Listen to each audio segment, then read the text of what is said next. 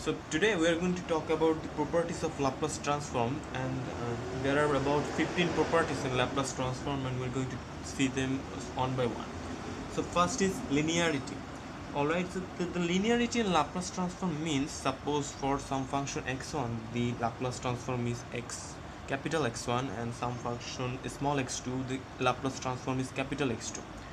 Then for the function ax1 plus bx2, the Laplace transform is a capital X1 plus b capital X2.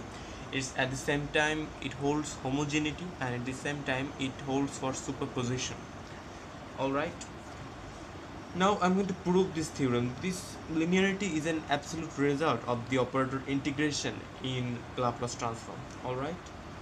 So now I'm going to prove that the Laplace transform of this function ax1 plus bx2 is going to be the function e to the power minus st dot dt. Now as integration is integration sign, it can be divided the integration, so we're going to make ax1 e to the power minus st dt minus infinity to infinity bx2 e to the power minus st dt. Constant can be taken out of the integration sign, so it becomes a x1 e to the power minus st dt plus b x2 e to the power minus st dt. Now this is simply the Laplace transform of x1 plus this is simply the Laplace transform of x2. This holds for bilateral, this holds for unilateral also. Alright, so see the linearity holds in Laplace transformation. So we're going to see some example of where we can use the linearity. You are asked to find out the Laplace transform of a plus b e to the power minus bt ut. Alright, so the function you are asked to find out the Laplace transform of is simply a of ut plus b e to the power minus bt u of t. Now you know the Laplace transform of a ut, constant comes out, and the Laplace transform of ut is 1 over s, and b e to the power minus bt ut, its Laplace transform is going to be b over s plus b, right? Now what the region of convergence here? The region of convergence here is the real part of s is greater than 0, and the region of convergence here is going to be real part of s is greater than minus b. So when you add them, our ultimate region of convergence is going to be real part of s greater than, we don't know whether minus b or 0, whichever is maximum, but the ultimate one, the maximum among 0 and minus b, the greater than that real part of s is the region of convergence. Alright, that's the intersection area. So our Laplace transform is going to be simply a over s plus b over s plus b. You see, it's very easy. Linearity, you can have your intuition even without proof that linearity holds in Laplace transformation. We're going to talk about time shifting right now.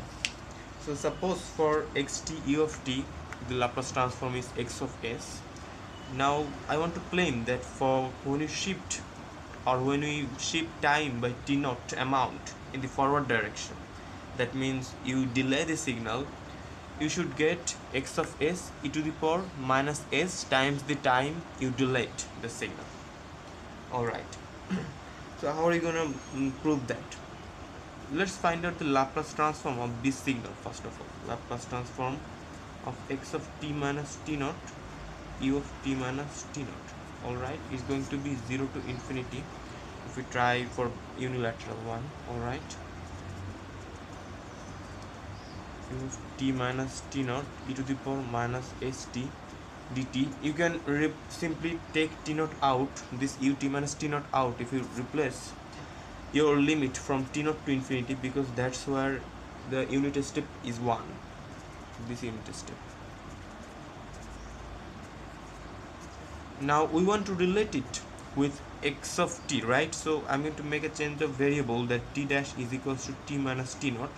Then lower limit is going to be t dash l is equals to t naught minus t naught, which is 0, and t dash high is going to be infinity minus t naught, which is still infinity. So after my change of variable is going to be x of t dash e to the power minus s and t is simply t dash plus t naught, so t dash plus t naught dt dash. Alright, dt is simply dt dash. So then x of t dash e to the power minus st dash e to the power minus st naught, it's a constant, so I'm taking it out, dt dash, and this whole thing is the Laplace transform of x of s. So the ultimate Laplace transform is going to be x of s e to the power minus s t naught. Remember, it holds when you delay the signal, it doesn't hold when you make this signal earlier. That means instead of t minus t naught, you make it t plus t naught. When you don't delay the signal, this property doesn't hold. Don't think that if it was plus t naught, there is going to be plus here, because then bilateral transformation doesn't hold anymore. It becomes a non-causal system. It can become a non-causal system, so it doesn't hold. It only holds when you delay the signal. Alright, so we're going to see some use of this property also.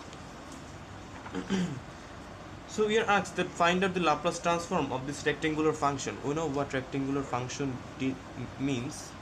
It says that t minus a over twice a, so that means the center of a rectangular function is a, and the width is twice a, so the length in both the lateral is going to be a. So this letter is a, this letter is also a, so it's going to be 0 if a is subtracted, and it's going to be twice a. So this is our ultimate signal. Alright, it's a basic from your first chapter. So how can we represent it in terms of the signal? We know the Laplace transform of this can be represented by unit step. Alright, so rectangular of t minus a over twice a is going to be simply u of t minus u of t minus twice a. Alright, that makes sense, correct?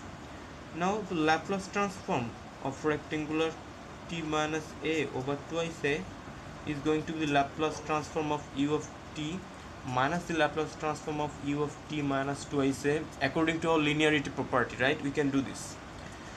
The Laplace transform of u of t is simply 1 over s, and Laplace transform of just ut is 1 over s. Then u of t minus twice a is going to be 1 over s e to the power minus twice a s.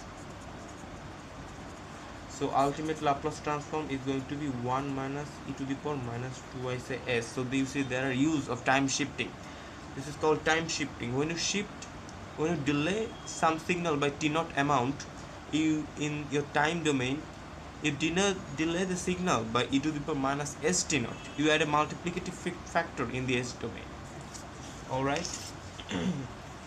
Now we are going to see what happens when you shift the signal in your s domain. Alright. Before it was x of t minus t naught. Now it is asked that if our Laplace transform is x of s, our time signal is x of t. Now we want to find out what is our time signal if our Laplace transform is x of s minus s naught, and the ultimate result will come out to be like this. Alright, so what is x of s? 0 to infinity x of t e to the power minus st dt. So x of s minus s naught is simply going to be 0 to t x of t e to the power minus s naught in the place of s dot dt. Alright, so x of t e to the power minus st e to the power plus s naught t comes out because it is free ds, sorry, here it is because it is free of the variable s ds, and this is simply the Laplace transform. This is simply, sorry, this should be x of s, and yeah, this should have been x of t, this should have been the x dash of t. Alright, I'm gonna do this thing once again. You have seen that the inverse Laplace transform of x of s is x of t. Now we are asked what will be the inverse Laplace transform of x of s minus s naught. Alright, so what is x of s? X of s is simply 0 to infinity x of t e to the power minus st dt. Alright, then what is going to be x of s minus s naught? 0 to infinity x of t e to the power minus s naught t dt. Alright, then 0 to t x of t e to the power minus st e to the power s naught t can be taken out times dt, and this is simply x This is simply the Laplace transform of x of t.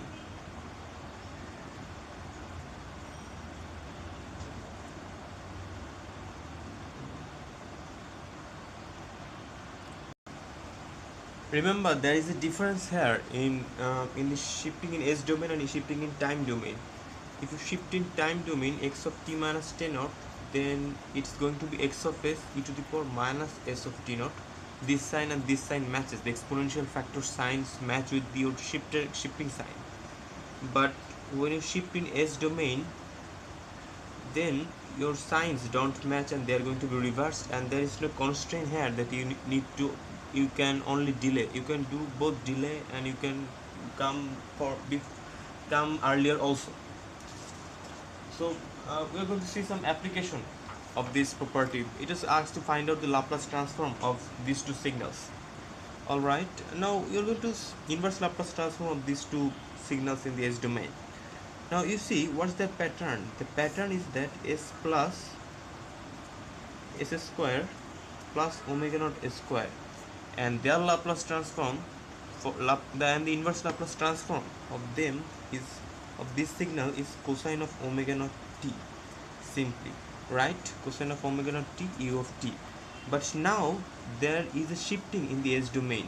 That means s has been replaced by s plus a, so there is going to be e to the power minus alpha t as our result of our shifting in the s domain. And when you try to do it, the pattern is simply s plus something square. That means you can first think it's a s square, later shifting. So if it was just s square, then the signal would have been in time domain sine of omega naught t u of t. Now it is s plus beta, so s has been replaced by s plus beta, so there is going to be e to the power minus beta t. Alright, so there are huge application of this property in inverse Laplace transform. Alright, now comes the fourth property, that's time scaling. Alright, it has been said that the Laplace transform of x of t is x of s, and what is the Laplace transform of x of at? Alright, and we will come up with this result. So let's see what's the Laplace transform of x of at.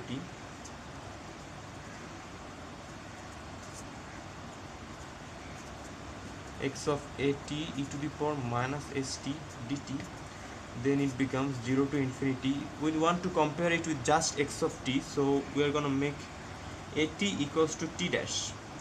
So what happens? A dot dt is equals to dt dash, so dt is simply 1 by a dt dash. Alright, x of t dash, and the limits doesn't change because multiplying 0 with a factor or infinity with a factor doesn't change. E to the power minus s t dash over a d t dash 1 over a.